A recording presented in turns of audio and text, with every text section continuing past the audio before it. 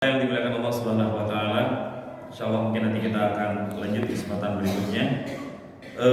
Kemarin kita sudah bahas tentang masalah Al-Qur'an dan insyaallah kita akan lanjut lagi penjelasan tentang masalah Syahrul Ramadan alladzi unzila fihil Qur'an.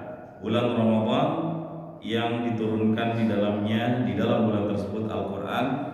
Dan alhamdulillah sampai saat ini kita masih istiqomah di Liga Ramadan. Jadi kalau kita analogikan bahwa Ramadan ini seperti sebuah liga, ini sepertinya kita semuanya adalah calon-calon bintang-bintang Ramadan di tahun ini. Dan detik ini kita sedang dalam masa fase penyisihan. Bisa ya? Diputuskan dulu aja. Detik ini kita masih dalam fase penyisihan, babak penyisihan, dan ini kemungkinan besar akan berlangsung sampai dengan 15 Ramadan nanti.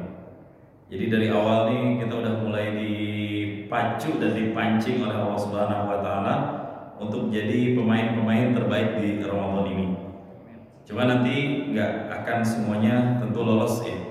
Orang-orang yang lolos pasti hanya orang-orang yang memang tetap istiqomah dan bertahan dengan baik, menempa waktu demi waktu, hari demi hari yang dilalui. Sampai kapan? Kalau sudah habis babak penyisihan, kita akan masuk di fase yang kedua, fase knockout stage. Nah, itu fase gugur namanya Pak. Yang Ramadannya hanya di awal-awal semangat aja, di bisa udah mulai kendur. Dan kita bisa saksikan, saya sendiri keliling dari masjid ke masjid, alhamdulillah banyak kemajuan Pak ya setiap tarawih itu. Alhamdulillah banyak kemajuan, dan mudah-mudahan kemajuan itu juga tidak terlalu kemajuan itu tidak terlalu banyak di sini. Tapi insya Allah kita berharap sih kemunduran safnya dalam arti makin terus bertambah dan banyak jumlahnya. Lalu yang berikutnya kita tentunya ingin di babak penyisihan nanti semuanya bisa bertahan sampai dengan masuk di fase semifinal, dan itu udah ancang-ancang hanya tinggal mungkin seminggu ke depan, fi ashril awakhir min syahri Ramadan, di 10 akhir dari bulan Ramadan. Nah, di situ pemain-pemain berkelas semua bisa bertahan. Dan ini nggak kenal umur Pak. Sekali lagi ini nggak kenal umur. Boleh jadi pemain-pemain bintang itu bukan yang badannya sehat, boleh jadi yang tua-tua, yang sepuh, ya tetap istiqomah. Nah itu yang berada di garda terdepan dengan poin tinggi. Mungkin Pak Hasan udah paham masalah liga-liga mana. Dan kita berharap di fase semifinal maupun fase final nanti kita bisa tetap terus bertahan dengan beratnya beban yang kita lalui baina zakatil mal wa zakatil mal, antara zakat mal dan zakat mal, antara semuanya ya. Sorry, ini bisa dimiringin ya? Bisa dimiringin ya. Oke. Di HP-nya ada apa-apa kan, aman kan? Ada. Ini saya scroll dulu ke bawah, tak izin.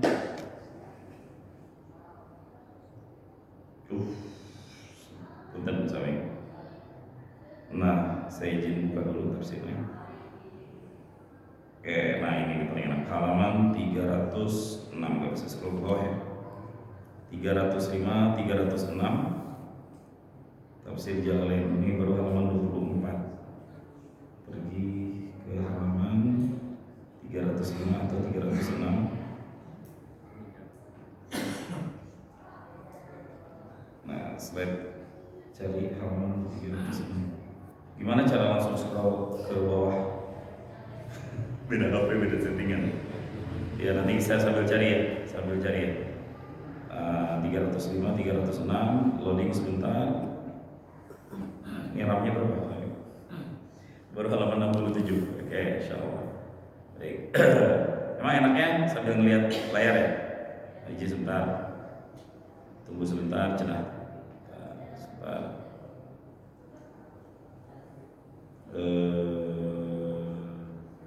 Masih 181. Gak bisa kalau satu ini. Saya juga. Hah? Cari di sini nyari kata-kata tapi belum tentu ketemu, soalnya dia scanan PDF ya. Scanan PDF. Jadi memang benar-benar harus scroll secara manual. Nah, tapi nggak apa-apa. Kita lanjutkan kembali pembahasan tentang masalah syahrul Ramadan. Kemarin kita udah jelaskan tentang definisi daripada bulan Ramadan. Arti Ramadan itu sendiri adalah membakar. Yang insya Allah kita semuanya di sini sampai dengan akhir bulan Ramadan nanti mendapatkan predikat la'allakum tattaqun. Itu harapan kita semuanya. Allah terima semua amal-amal dan ibadah-ibadah yang kita lakukan. Dan ini prosesnya sekali lagi Bapak Ibu yang dimuliakan Allah nggak sebentar. Kadang saya suka aneh kalau ada orang yang berkata nggak kerasa ya sebentar lagi udah mau lebaran. Emang dia kemana aja selama ini? Yang lain mah capek tiap hari, mujahadah tiap waktu, berjuang menahan kantuk, qiyamul lail, siyamun nahar, terus seperti itu setiap hari. Tapi ada orang-orang yang nanti berharap maghfirah di akhir Ramadan. Dan malaikat juga bingung. Ketika hari raya dia duduk paling pojok nangis, ya Allah ampuni dosa-dosa saya ya Allah selama ini. Dan malaikat bingung. Lu apa amal baiknya? Puasa juga bukan puasa yang level khas, hanya sekedar menahan lapar dan menahan haus. Tapi nggak ada sama sekali upaya untuk merasakan al-imsaknya itu. Ya. Nggak ada upaya untuk menjadikan Ramadan ini memang sebagai momen buat dia untuk training atau untuk latihan diri. Ya. 306, dikit lagi ketemu. Nah, oke. Halaman 306. Nah,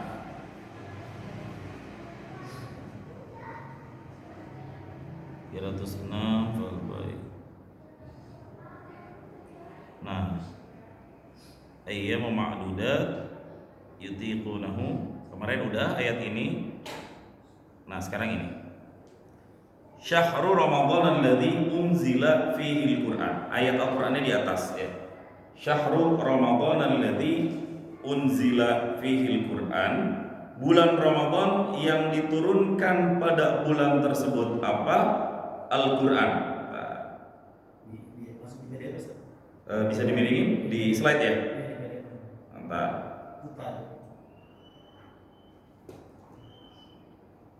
Oke, bulan kesabaran Pak. Sehingga harus sabar sedikit. Oke, bisa begini, Sawi? Intinya bisa seperti ini ya. Punten, di gimana? Ya. Ntar kita tukeran HP deh. Oke. Iya, dia harus putar. Kalau nggak diputar, layarnya kayak gitu nggak jelas kelihatan. Nah, cara muternya gimana? Rotasi. Nah, itu berapa? Berat ya? Berat emang. Kalau saya lihat kayaknya agak berat. Soalnya emang filenya 25 MB tafsir. Nah, ini yang HP berapa? Muter. Ya, apa? Baik. Syahrul Ramadan alladzi unzila fihi al-Qur'an, bulan Ramadan yang diturunkan di dalamnya Al-Qur'an, hudal linnas, sebagai petunjuk bagi manusia. Kemarin kita udah jelaskan definisi Al-Qur'an itu adalah kalamullah. Ya. Kalamullah yang al-muta'abbadu bitilawatihi. Ketika dibaca baik paham atau tidak paham, itu semuanya akan diganjar oleh Allah Subhanahu wa taala as-shawab ataupun pahala. Sip. Ya, betul. Nanti bisa saya cari sendiri. Itu akan Allah ganjar as-shawab ataupun pahala. Nah, di sini sudah dijelaskan definisinya tentang masalah Al-Qur'an. Kemarin udah dijelaskan. Dan Al-Qur'an itu al-jam'u istilahan al-lafzul munazzal. Nah, dari sini ya. Al-lafzu satu lafaz, al-munazzalu yang Allah turunkan ala Nabi sallallahu alaihi wasallam, di atas Nabi sallallahu alaihi wasallam, al-muta'abbadu, yang dianggap atau bernilai ibadah dengan cara apa? Bitilawatihi, dengan membacanya aja. Tilawah itu kan level terdasar tuh. Di atasnya baru tadabbur, mempelajari maknanya, mempelajari maksudnya, mempelajari yang tersurat maupun yang tersirat. Karena apa? Lil ijazi. Karena di dalam Al-Quran itu ada unsur mukjizatnya. Kalau kita ngaji bab fikih, Pak, rukun sholat salah satunya kita harus membaca Al-Quran di situ. Surat apa? Al-Fatihah. Apabila seseorang tidak bisa membaca surat Al-Fatihah, maka opsi yang kedua adalah dia boleh ganti itu dengan surat yang lain. Dengan catatan sekali lagi, kalau memang dia benar-benar nggak bisa baca Al-Fatihah, tapi mustahil. Tapi ini kan penting rumusnya. Kalau suatu saat kita ngajarin orang lain, apalagi orang yang baru belajar Islam, dia nggak bisa baca Al-Fatihah, tapi dia udah bisa surat An-Nas misalnya atau Al-Ikhlas, ajarkan sebagai pengganti Al-Fatihah. Dan di dalam kitab dijelaskan tidak boleh dibaca dengan terjemahannya ke dalam bahasa apapun. Kenapa? Karena kalau terjemah, lil ijaznya ini sudah tidak ada di kata-kata ini. Lil ijazi, kemujizatannya itu tidak ada. Yaitu hanya didapatkan ketika kita membaca teksnya sesuai dengan bahasa Al-Quran, yakni bahasa Arab. Nah, kemudian di atas dijelaskan Al-Quran minal lauhil mahfuzi, diturunkan dari lauhil mahfuz ila sama'id dunia, ke langit dunia. Dan itu terjadi fi lailatul qadari, pada malam Lailatul Qadar. Kita cek tafsirnya seperti apa. Nah, pada kata-kata fi lailatul qadari di sini dijelaskan, ai maksudnya adalah faqad hawa ramadhanu, sungguh Ramadan itu telah meliputi maziyataini, dua keistimewaan. Apa keistimewaan Ramadan? Yang pertama, nuzulul Qur'ani, Allah turunkan Al-Quran, fihi, padanya bulan Ramadan. Ini yang pertama.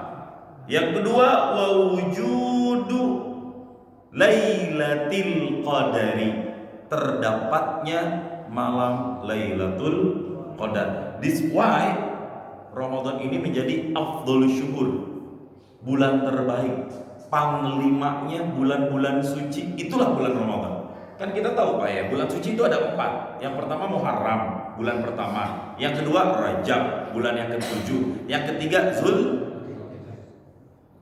Zulhijjah. Dua-duanya benar. Jangan ragu Pak.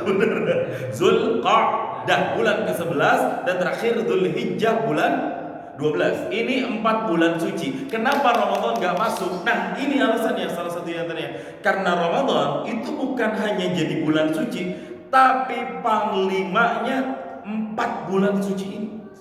Itu Ramadan. Ya. Afdhalul syuhur, nanti kalau baca di dalam kitab Bajuri, afdhalul syuhur, bulan yang paling terbaik itu syahrul Ramadan. Ramadan dulu tuh, nomor paling pertama. Summa ashhuril hurum, kemudian 4 bulan suci itu secara berurutan. Dari Muharram, Rajab, Zulqa'dah, Zulhijjah, summa sairul syuhur, baru sisa-sisa bulan-bulan yang lain-lainnya lagi.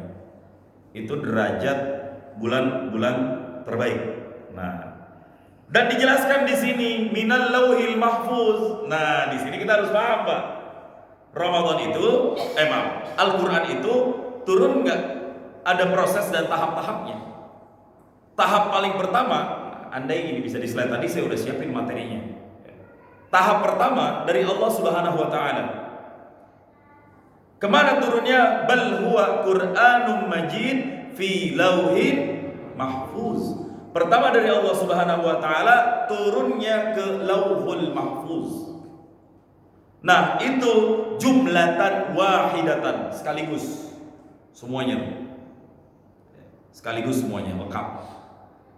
Habis dari Lauhul Mahfuz, baru turun biwasitati Jibril ila sama'id dunya, ke langit dunia yang disebut dengan Baitul Izzah. Bait artinya rumah, Izzah artinya kemuliaan. Baitul Izzah, rumah kemuliaan.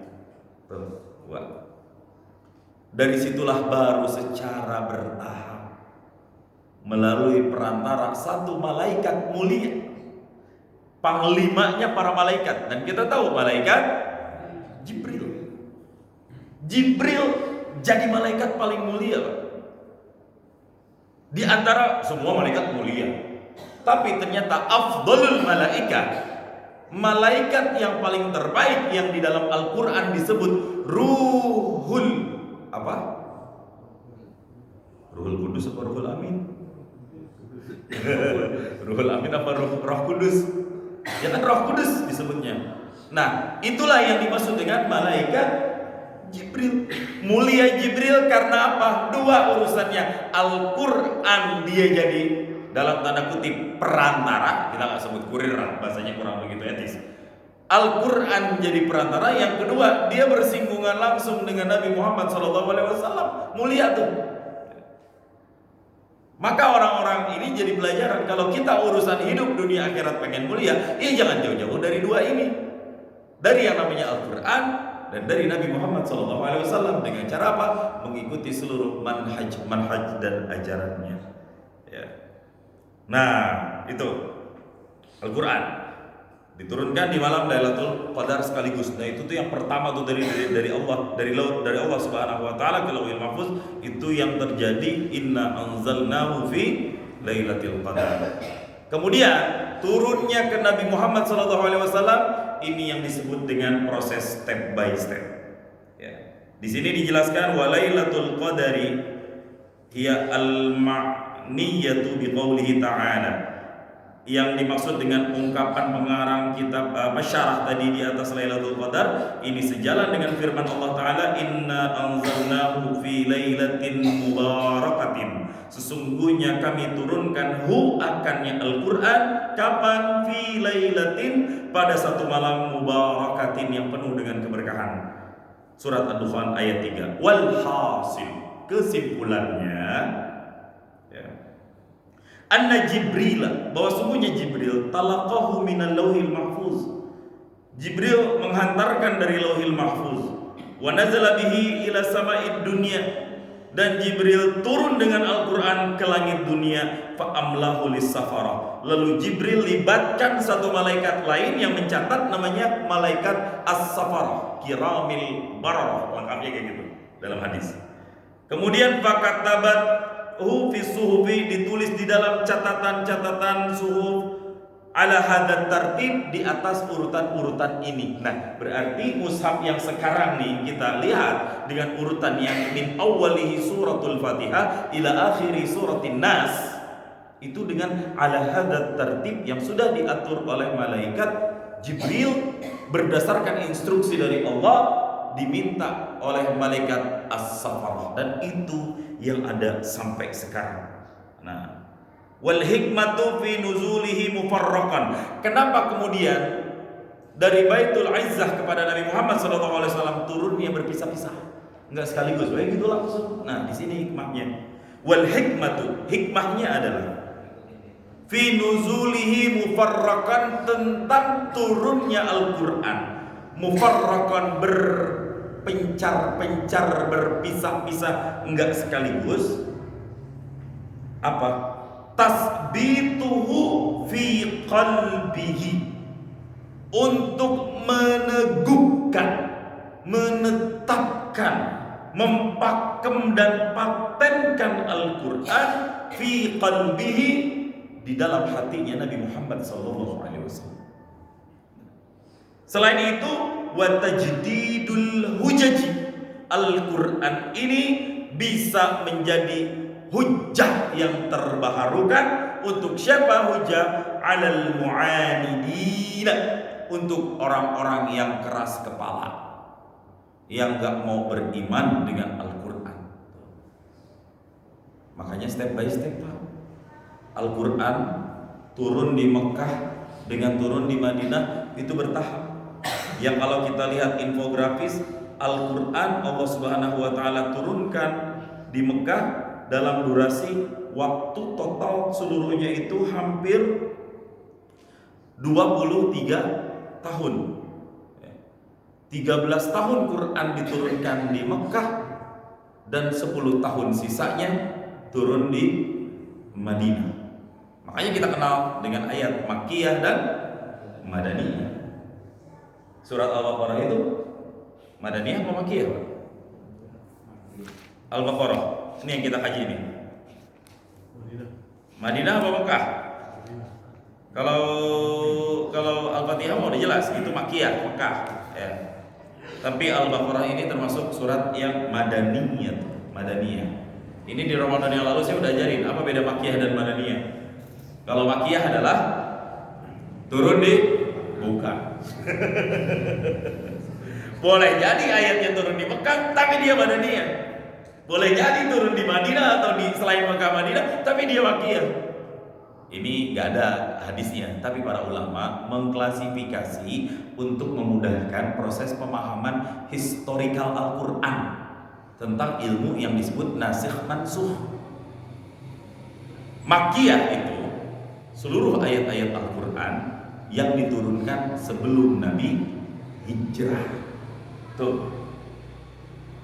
Sementara ketika Nabi hijrah, semua ayat-ayatnya disebut dengan Madaniyah karena hijrahnya ke Madinah. Sekalipun entar turunnya nggak di Mekah, nggak di Madinah, karena Nabi kan kemana-mana. Turun ayat Al-Quran di situ, tetap para mufassir menjulukinya dengan Madaniyah. Atau banyakkan di Mekah, ya karena periode Mekah itu lebih banyak Nabi SAW berbicara kepada umatnya, ngajarin tentang keimanan. Biar pada yakin dulu Pak. Makanya kita ngajarin orang juga nggak bisa sekaligus, bertahap. Ada orang masuk Islam ya, ada orang masuk Islam dengan orang Islam yang baru belajar Islamnya, itu lebih susah ngajarin orang Islam yang baru belajar Islamnya Pak. Karena orang yang non muslim masuk ke Islam, dia udah melalui proses belajar dulu, membandingkan dulu, dan dia memilih kenapa Islam terbaik. Inna dina indallahil Islam. Tapi buat orang Islam, di sini perlu kesabaran kita. Tasbitu untuk meneguhkan, biar mantap dulu. Dia Islam tapi boro-boro yang namanya puasa, sholat juga los baik. Udah bagiin Pak, nanti Pak dimulai dari zuhur dulu, nggak apa-apa.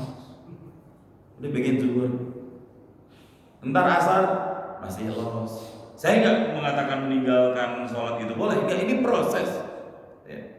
Baru kemudian maghrib, isyanya molor,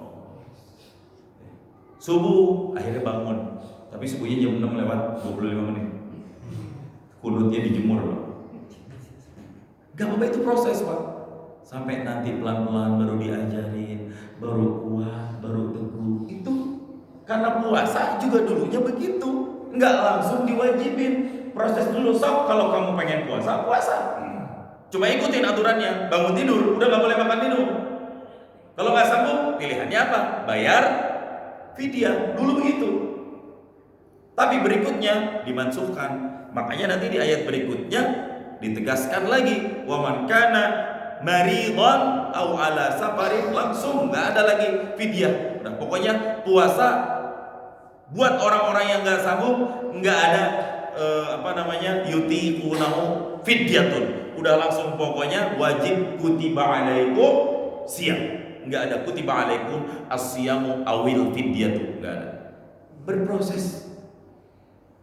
Apalagi khamr, kan nggak sekaligus. Khamar itu dulu tuh udah kayak minuman jamuan yang kalau diminum secara berlebihan pasti membuat efek mudarat kepada peminumnya, mudminnya, pecandunya. Tapi Al-Quran datang awalnya ngasih tahu dulu manfaatnya itu nggak banyak, justru mudaratnya lebih banyak. Nah, Al-Quran ngasih tahu itu dulu. Baru ketika mulai para sahabat pelan-pelan ngejauhin, barulah diturunkan yas'alunaka 'anil khamri, mereka bertanya kepadamu tentang hukum khamar. Tegas Allah ngasih tahu khamar itu haram. Kalau sedikit Pak Ustaz kan gak mabok, tetap semua yang banyaknya haram, yang sedikitnya juga haram. Itu kaidahnya. Satu tetes, walau satu tetes, nggak mabok, walau nggak mabok. Tetap semua yang namanya khamar bukan hanya haram, tapi najis. Jadi nggak bisa tuh kalau kita sholat, terkena percikan khamar, harus dibersihin dulu. Baunya, rasanya jilat dulu. Tapi jangan sampai mabuk. Warnanya pastikan dulu. Di dalam kitab fikih lebih keren lagi pembahasannya. Masalahnya khamr nanti kalau difermentasi bisa jadi, ada ingat apa? Khamr, anggur, perasa anggur itu kan khamr, itu kan memabukkan. Ada yang pernah nyobain intisari nggak Pak? Saya sih belum. Makanya kan sering disebut dengan amer. Apa amer? Bukan anggur merahnya, masih ditangkal kan lainnya tak. Khamr kalau difermentasi dia akan berubah menjadi takhallalatil khamr, cuka. Yang suka dimakan bakso, nah itu. Cuka boleh ya? Cuka udah halal. Masalahnya tabi'un, mengikuti ini tempatnya nih. Kita taruh anggur dalam satu wadah. Wadah ini kan udah kena najis, mutanajis istilahnya. Tapi ketika anggurnya udah benar-benar berubah menjadi cuka, otomatis mutanajisnya akan hilang dengan sendirinya. Kaidahnya sampai di situ bicara masalah khamr. Ujung-ujungnya apa? Tegas syariat melarang segala bentuk yang memabukkan ataupun khamr. Jadi dua ya, khamrnya sendiri itu sudah haram. Yang kedua, ilat memabukkannya. Berarti apapun yang bikin kita mabuk Pak, walaupun itu bukan dengan khamar, tetap hukumnya tak boleh. Nah itu dia. No comment. Ada kamera masalahnya. Jadi prosesnya semuanya bertahap, tasbih, pelan-pelan. Yang berikutnya waziyadatu imanil mu'minina. Quran ini turun untuk menambah keimanan orang-orang yang beriman. Makanya di periode Mekah, di periode Madaniyah, Allah tuh panggil udah bukan ya ayyuhan nas, tapi dengan ya ayyuhan ladzina. Karena banyak orang-orang yang sudah beriman pada saat itu Allah panggil. Tapi di periode Mekah, ayat yang pertama, Ustaz Mudhafi guru kita nanti akan baca, ya ayyuhan nasu ubudu rabbakumul ladzi khalaqakum. Ubudu itu perintahnya tuh. Ya ayyuhan nas, wahai sekalian manusia, ubudu, sembahlah. Tapi ketika iman udah yakin, Allah pengen kasih perintah puasa nih, baru dengan ya ayyuhalladzina. Karena apa? Nih, ziyadatu imanil mu'minin, untuk menambah imannya orang-orang yang beriman. Kalau udah bicara ya ayyuhalladzina amanu, ayatnya berpencar-pencar. Kemarin saya bedah sedikit tentang ayat ya ayyuhalladzina amanu di dalam surat As-Saff ayat 10. Wahai orang-orang yang beriman, hal adullukum, mau enggak kalian aku tunjukkan, ala tijaratin, satu perdagangan, perniagaan, tunjikum min adzabin alim, yang bisa menyelamatkan kalian dari azab yang pedih. Allah memakai diksinya dalam wahyunya tijarah. Tijarah itu artinya apa? Dagang. Siapa yang dagang di sini? Saya yakin mungkin hampir 80% kita dagang. Kenapa Allah tidak sebut hal adullukum ala a'mali, amal-amal, atau ta'atin, ketaatan-ketaatan, atau apa ya? Amal, ta'at, atau ibadatin, ibadah-ibadah. Tapi Allah gunakan diksi tunjikum, ya, tijarah, perdagangan yang menyelamatkan kalian dari azab yang pedih. Karena manusia itu paling suka yang namanya untung. Kita juga kalau jualan ya pengennya untung. Cuma masalahnya tidak semua jualan menghasilkan untung. Namanya bisnis sama manusia Pak. Tapi kalau pengen bisnis yang pasti profit, nggak ada scam-scamnya, nggak ada ponji-ponjinya. Nih, hal adullukum ala tijaratin, itu mah pasti tijaratan lan tabur, bisnis yang pasti profit. Gimana caranya? Yang pertama, Allah kasih tahu, tu'minuna billahi wa rasulihi. Engkau beriman dulu kepada Allah dan beriman kepada Rasulullah. Itu dulu tuh mantepin tuh. Walaupun iman yazidu wa yanqusu, naik dan turun, tapi tetap standar kita standar tinggi. Kerennya kita semuanya nih, player Ramadan yang udah selesai, sebentar lagi akan selesai di babak penyisihan nih, kita masih tetap didampingi dengan orang-orang soleh di sekeliling kita, ngingetin kebaikan satu sama lain.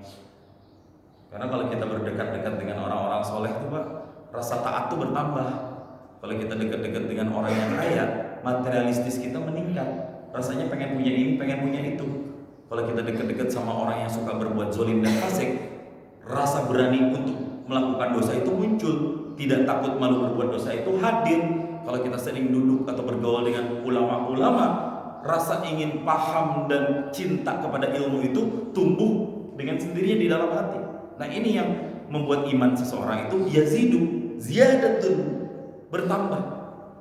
Tinggal bagaimana kita nanti mengatur dan pinter-pinter. Intinya apa? Tujuan akhirnya profit, untung. Bisnisnya jangan sama manusia, bisnis sama Allah. Selama kita bisnis sama manusia, jangan ngarepin profit yang pasti. Justru kalau Bapak ikut bisnis model apapun yang menjanjikan profit pasti, bullshit Pak. Jangan percaya. Gak ada bisnis yang pasti profit. Ya profit bulan pertama, ayo investasi sama saya 7% pas bulan. Oh iya, dia taruh duit 10 juta, 7% dapat nih. Kalau 10 juta saya dapat 7%, cuma dapat segini. Ada kan dia pikir, udahlah, saya jual surat tanah, dapat 500 juta, jebret taruh, dapat bulan pertama, dapat bulan kedua, bulan ketiga, yang punya bisnis kabur semuanya.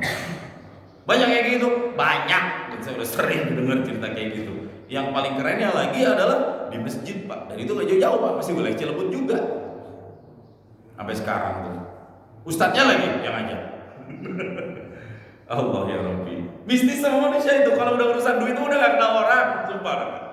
Makanya Allah paham, tijarah, dagangnya pengen untung ya sama Allah. Cuma nggak pakai duit kalau Allah, pakai tuh minuna billah wa rasulihi, beriman kepada Allah, beriman kepada Rasulullah.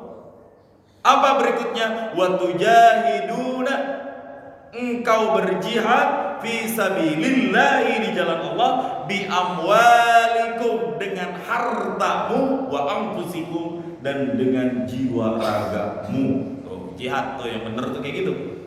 Pakainya harta dulu Pak. Anfusikum nomor 2. Cuma sekarang bingung, jihad yang bener sekarang nggak tahu kita di mana. Kalau jihad dalam arti konteks perang itu bab terakhir dalam jihad. Apalagi sekarang kalau ngomongin perang, kita dua hari terakhir ini dihiasi sama berita perang terus. Nah, ada yang wafat, ada yang gugur salah satu tokoh revolusi di satu negara, saya nggak usah sebut. Nah itu bicara politik ya. Tapi ini kita bicara jihad bukan dalam konteks perang, tapi jihad dalam beramal kepada Allah. Jihadnya bi amwalikum, dengan harta dulu, baru wa anfusikum. Nah itu kalau pengen kita dapat profit. Tapi profitnya yang ngasih siapa? Bukan kita, Allah Subhanahu wa Ta'ala. Gak apa-apa kita gak punya duit, gak apa-apa kita pas-pasan, tapi insya Allah siapa tahu dibalik kerendah hatian kita, kesabaran kita, Allah siapkan yang lebih indah dan lebih mewah di akhirat nanti. Bukan mengiming-iming orang muslim jadi miskin, enggak. Nabi sendiri kaya kok, walaupun kekayaannya habis dibagiin untuk umatnya, dan itu yang dilakukan. Nah jihad di harta ini susah kalau kita mainnya angka. Makanya jihad di harta mainnya apa? Persentase, nggak angka. Saya udah bikin analogi. Mungkin kalau detik ini saya samperin Pak Sidik tolong, anak saya butuh susu, saya minjem ngutang 50.000 aja.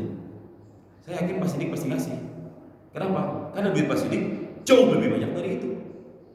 Kecil atau 50.000. Kenapa? Duitnya banyak. Tapi kalau suatu saat duit Pak Sidik satu-satunya tinggal 100.000, 50 ribuan dua, datang saya, Pak Sidik, tolong apa Pak Sidik? Minjem 50.000 dulu. Nah, itu udah ngorbanin 50% ya Pak. Nah itulah yang dinilai bukan 50.000-nya, tapi persentase dibalik 50.000 itu. Makin berat, ya makin keren amal-amalannya, masya Allah. Wa ziyadatun lil mu'minin. Quran ini untuk menambah panggilan dari Allah ya untuk orang-orang beriman. Nah, Kemudian besok insya Allah kita akan sambung tentang masalah Lailatul Qadar. Di sini udah ada clue-nya, wa'lam anna Lailatul Qadari takunu fi Ramadan. Ketahuilah Lailatul Qadar itu nanti adanya di bulan Ramadan. Wa qad tantakilu anhu li ghairihi, dan itu berpindah-pindah waktunya, kadang-kadang lakinnal ghalibu kaunuha fi Ramadan, meskipun ada yang mengatakan Lailatul Qadar di luar Ramadan. Ini ada pendapat yang mengatakan seperti itu, lakin al-ghalib kaunuha fi Ramadan, tapi yang masyhur biasanya di bulan Ramadan. Wal ghalibu kaunuha fil ashril awakhir minhu, dan biasanya Lailatul Qadar itu datang di 10 yang terakhir. Wal ghalibu kaunuha fil autar, lebih biasanya lagi di malam-malam yang ganjil. Ya. Wa hadza madhhabu Malik, ini pendapat Imam Malik. Wa dhahaba Asy-Syafi'i, dan berpendapat Imam Syafi'i ila annaha la tantakilu an Ramadan. Imam Syafi'i beda lagi pendapatnya. Menurut Imam Syafi'i tetap Lailatul Qadar itu di bulan Ramadan. Bal hiya mulazamatun lahu, bahkan Lailatul Qadar itu mulazamah di semua hari-hari Ramadan menurut beliau. Wal ghalib kaunuha fil ashril awakhir, tapi yang lebih besar potensi mendapatkan Lailatul Qadarnya itu fil ashril awakhir, di 10 terakhir. Wal ghalib kaunuha fil autar, menurut Imam Syafi'i Lailatul Qadar itu di malam-malam ganjil. Idza shadafa al-witra lailatul Jum'ah, lebih-lebih kalau witirnya itu bertemu dengan malam Jumat. Tuh. Itu yang paling keren. Ini menurut pendapat para imam. Insyaallah nanti kita akan bedah Ramadan dengan Lailatul Qadarnya. Ya sebentar lagi kita akan masuki 10 akhir. Tapi biasanya Lailatul Qadar mah enggak datang buat orang yang pilih-pilih. Ya, pilih-pilih. Ini kenapa ya? Ah udah, kita jalan-jalan aja ke alun-alun. Besoknya ganjil baru kita i'tikaf. Besoknya kita jalan-jalan kemana? Ke Solaria, ke Mall Yasmin, Transmart. Di Transmart ini juga udah nggak ada apa-apa, Pak. Cuma eskalator doang gitu, naik turun. Ih, udah pada bubar. Lihat parkiran. Speed ya. Kata siapa? Udah pernah lewat. Ya itu, zakat mallnya digedein. Nah itu ujiannya ya. Ujian buat kita orang-orang yang beriman ya. Mudah-mudahan insyaallah dengan definisi Al-Quran ini bisa meneguhkan kita untuk jadi orang-orang yang lolos di fase penyisihan ini. 3 ya biasa kriterianya. Yang Ramadan yang kuat siamnya, yang Ramadan istiqomah qiyamnya, yang Ramadan khatam dan konsisten mentadabburi Qur'annya. Karena as-siyam wal Qur'an yashfa'ani lil 'abdi yaumil qiyamah. Kata Nabi, puasa dan Al-Quran itu akan memberikan atau menjadi syafaat pertolongan untuk ahlinya yaumul qiyamah, nanti pada hari kiamat insyaallah. Baik, sampai sini ada yang ingin ditanyakan? Oke, baik, insyaallah udah pada paham semua. Kalaupun nggak paham, saya nggak paham, insyaallah kita akan lanjut berikutnya tentang masih dalam ayat yang syahrul Ramadan alladzi unzila fihil Quran. Ya, syahrul Ramadan alladzi unzila fihil Quran. Besok kita akan lanjut ke ayat hudal linnasi wa bayyinatin minal huda wal furqan. Apa itu huda? Apa itu minal huda? Apa itu furqan? Dan baru nanti kita akan bicara faman syahida minkumus syahra falyasum. Apa maksud di balik ayat ini? Insyaallah taala. A'udzu billahi minasyaitonir rajim. Bismillahirrahmanirrahim.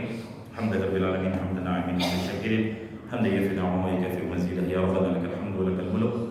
Wa syukur kami bagi jalali wajhikal karim wa 'azimi sultanik. Allahumma shalli 'ala sayyidina Muhammadin wa 'ala ali sayyidina Muhammad. Allahumma ahsin aqibatana fil umuri kulliha wa ajirna min khizyid dunya wa 'adzabil akhirah. Allahumma innaka 'afuwwun karimun tuhibbul 'afwa fa'fu 'anna ya karim ya rabbi ya rahman.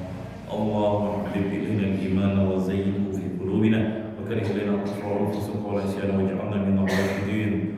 ربنا اشرح لنا صدورنا يا الله بنور القرآن واجعل آخر حياتنا قولا لا إله إلا الله محمد رسول الله. يا الله بها يا الله بها يا الله بحسن الخاتمة. ربنا آتنا في الدنيا حسنة وفي الآخرة حسنة وفي الآخرة وقنا عذاب النار. صلى الله على سيدنا محمد وعلى آله وصحبه وبارك وسلم. سبحان ربك رب العزة عما يصفون. سلام على المرسلين والحمد لله رب العالمين. والله أعلم بالصواب. سبحانك اللهم وبحمدك أشهد أن لا إله إلا أنت أستغفرك وأتوب إليك. ثم السلام عليكم ورحمة الله وبركاته. Waalaikumsalam. Sallallahu alaihi wasallam.